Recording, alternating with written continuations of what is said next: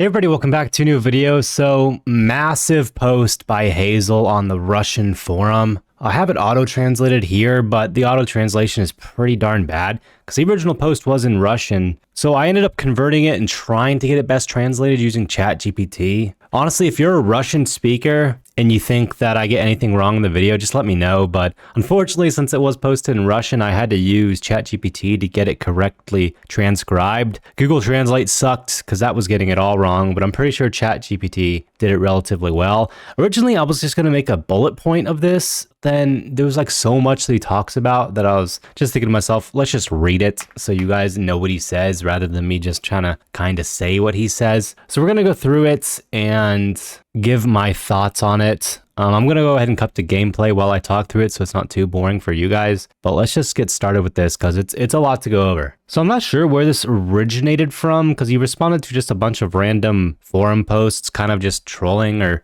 maybe it was just dissing on the forum in general. So Hazel decided to give this like massive rundown on the current state of the game. So let's just get started. So here we have the top reactions to the post about history of three-wheeled tanks and hovering hulls. From the outside, it's easy to conclude that this forum exists either for endless beard-pulling arguments of no you, or for deciding who's the best helper of the month. In my opinion, it handles the second one better. Basically saying the forum's kind of useless nowadays. I mean, it kind of is, but again, that's why I was hoping we get an interview this year or something, just so people in the English community can actually learn something, because it feels like we're just in the dark so much of the time. After seeing the game's guts for many years, I can responsibly say that this game is about bricks with turrets that move like multi-wheeled toy cars. All the tankness is purely drawn on top, and once sold, the product the people were interested in is the tank theme. You can accuse me of reducing any game to primitives, but let's pause for a moment, strain our tank memories, and answer a simple question. What kind of tanks have no frontal armor? What kind of tank game is this where driving backwards is the skill that distinguishes a tourist from a real tanker? There aren't enough mechanics to seriously consider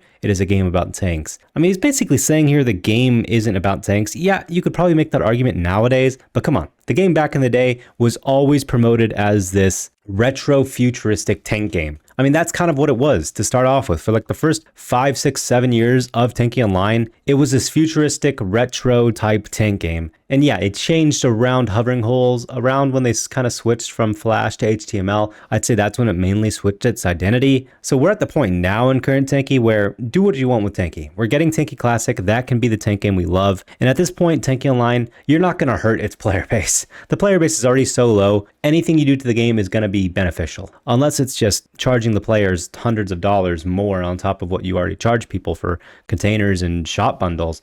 Try whatever you want. At this point, anything is good as long as it's not going to just make the game 5 times worse. From this comes an even more interesting discussion about the real problem with Tanki Online. I believe the game's tragedy is that it's free to play. Hazel basically here is just saying the game being free to play is hurting it more than it's helping it now. Yeah, you can make the argument that's true. But look at all the other free-to-play games that are successful out there. Destiny 2, Fortnite, League of Legends, Valorant. All these games are free to play, but they also make a crap ton of money. One, because the gameplay mechanic at its core is very solid, so they don't have to change it all that much, and they get most of their money through cosmetics. Again, I personally think Tanki can make a lot through cosmetics. The only problem is the gameplay core of Tanki has gotten to the point where it's not solid enough anymore to where you can just charge for cosmetics. That's the main problem. Maybe back in the day, you could focus on cosmetics mainly, but nowadays you can't because the gameplay is just not where it used to be. It's not fun enough to keep people purely for gameplay and then spending money on cosmetics. It just unfortunately isn't there anymore. And I don't know what Tanki's going to do to try to get the gameplay back to the point where it's fun enough to where they can mainly just focus on cosmetics and making money that way. Let's not get distracted by reactions and jokes about everything being paid and focus on the problem. Free to play isn't about the ability or inability to spend money. It's about the finished product versus the live service. All free to play games develop live operations so they can keep earning money consistently. Tanki Online is an example of what happens when this process goes too far, farther than the founding fathers ever dared to imagine. For a game to function as a live service game, it must continuously supply the players with new content. That's the law, maybe even a universe. You can't just put up a free-to-play game and expect it to make money forever. Everyone who thought so lost their game. You need what some people in the industry call the content train. I mean, yeah, that's true for both free-to-play games and paid games. Like Escape from Tarkov, you have to spend $45, but they're constantly adding new stuff every few months, such as wiping the game, adding new maps, adding more to maps in general. And now the meat and potatoes of the post, what can you keep adding to Tanki for 15 plus years without breaking its essence? The creators of Tanki long ago decided that there should be no Smokey 2. The game wouldn't move forward by releasing the same weapons with a different look and slightly stronger statistics. How much Thunder is Smokey 2 is a great debate. In my opinion, Smokey Thunder and even Firebird Freeze represent a compromise from these heated arguments. What's important is how the current development team interprets this rule. Yes, we can repeat mechanics, make devices that turn one gun into another, but we'll never make Smokey 2. Yeah, I mean, augments do this all the time. You'll have an augment for Thunder that makes it act like Smokey. You'll have an augment for Smokey that makes it act like Thunder. Yeah, we get this. Magnum and hovering tanks also attempt to push boundaries, lead to fair criticisms that the game loses its identity. People saying the game is no longer about tanks are silly because they mask a real emotion. From all this, it follows that in Tanki Online, it's impossible to add a lot of content without breaking the core. Experiments already pushed far as Shaft, where the game gained a sniper scope, and even there, the options of the Founding Fathers and the Forum Elite diverged sharply. The developers want to continue,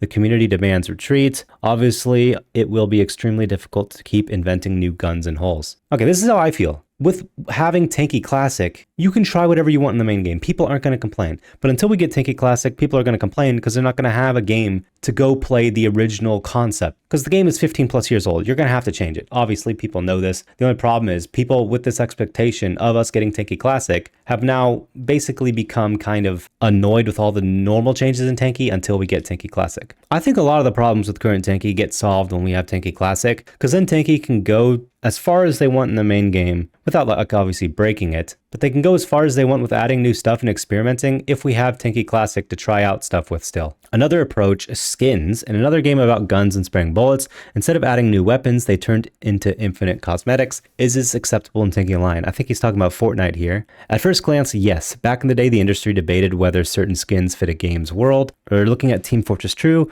we seriously debated hats years ago. Hats on tanks seemed ridiculous, so we made paints, lots of paints. Too many, so many that we stopped making paints, even though the category seemed endless. We'll keep making skins though, and one day, not a promise, maybe even decals, but it's not enough. Yeah, I guess you can say this, but I don't know. If you get more imaginative with skins, like making them animated, maybe giving them small little gears and such, I don't know.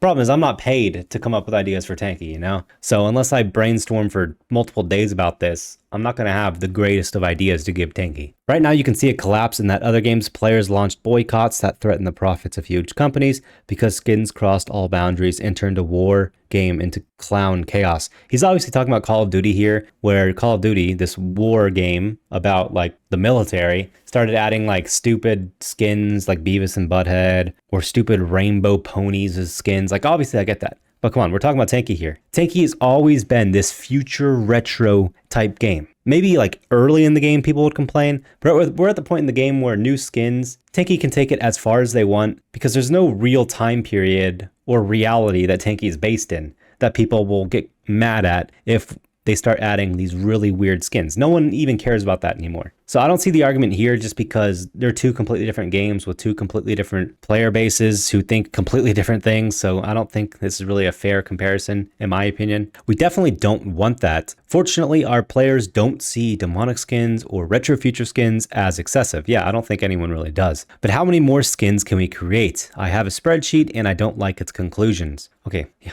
What do you mean? Do you have like super outlandish ideas? Conclusion, visuals should continue, but relying only on them is dangerous. If we do that instead of debating hovering tanks, we'll argue about clown skins advertising Burger King on turrets. I am not joking. If we rely on only visuals, the future is inevitable. Is he basically saying if they focus on skins, they're going to start taking sponsorships from like McDonald's? I hope that would never get to that point, but who knows? Another example, selling power, basically like power creeping with augments and such. I consider myself a grandmaster of proving that Tanki Online was always pay to win. Do people really say that Tanki wasn't always pay to win? It's always been pay to win, just in a different way. Back in the day, it was pay to win to get crystals, kits, and supplies early, whereas now it's pay to win because you need to get good augments. But getting good augments, especially in early game, is very very, very difficult unless you spend a lot of money to get like the base augments. So yeah, it's pay to win now, just in a massively different way. So he kind of says that people in the past didn't say, or people now say the past wasn't pay to win. I don't know if I would agree to that much, to be honest. Selling power directly has consequences for a game's longevity. In Tanki Online, we've always understood this. That's why many decisions permanently limit power creeping. We release very strong augments, yes, and then always nerf them. Every time people expose us for it, we still continue understanding the stakes. We never extended modification systems, though it would be easy money. Add one more mod tier, more damage, more armor again and again. Much easier than inventing devices and balancing them, but we don't. That's why the game lives so long. Okay, he's just kind of explaining adding augments rather than adjusting turrets, I guess. Conclusion, no, we cannot simply sell power. We can sell it indirectly via tricks, but not directly. I mean, they sell power with augments, right? What remains? Side grades, drones, devices, grenades. Currently, these have the biggest potential because they are integrated into core gameplay surprisingly well, much better than drones. But I'm not sure if this, even combined with skins, is enough to sustain the project. This has me a little bit like fearful because he's saying the current player base or the current way they make money isn't sustainable. I mean, then make a change. I don't know what to say to this. It's just like, what do you want me to tell you? What do you want me to tell you, Tanki? Because Hazel here is looking for people to give him suggestions. But I'm not the one being paid as the head developer of the game. You know what I mean? Like, it's literally your job to come up with new ideas, in my opinion. So let's summarize. What can we add to Tanki Online that players actually like? New turrets are impossible, removing Magnum Shaft and everything after Railgun. I'm confused here if he's saying like that's an option or if it's what people want.